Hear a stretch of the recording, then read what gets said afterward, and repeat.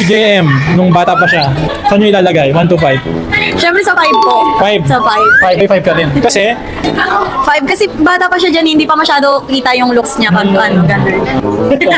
Ganun din po. Di bagay. No? Opo.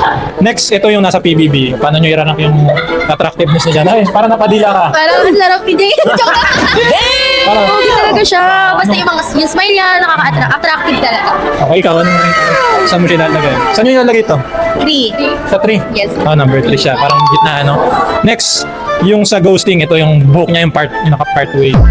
Type mo ba yung mga ganyan? Simple lang kasi siya dyan. Ang hair niya po parang hindi ko rin Parang simple lang po simple lang yung looks siya. niya dyan. Opo. Simple lang. Siguro mga ano, 4 po. Sa 4 siya. Okay. Next natin, ito yung nag-audition siya. Yan yung tsura niya. Anong sa inyo dyan sa ganyang hairstyle niya? 2 yan. Two. Para sa akin, Two, 2. ito. Ikaw. Ikaw. Pasok na lang siya sa standard king kahit ano Talaga? sabihin. Oo. Ano yung nagustuhan mo sa face niya? Lahat po. Yung Lahat. nose, yung eyes, lalo na po yung smile niya. Yung smile? Yes. Ikaw?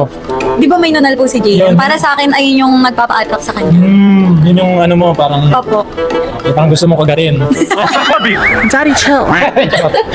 And then last kasi, yung number 1 natin, ayan, yung sa Almost Us. Kamusta? Anong itsura ni Jem? Yung pinanood nyo? Pogi. Pogi, ano? Pang number 1. Talaga. Anong part nung, ano yung nagustuhan? Nung ano po, yung ending po, yung mismong sumupot siya dun sa ano ni Fiang, nung time na umiiyak po si Fiang. Tapos nag-kiss, ano?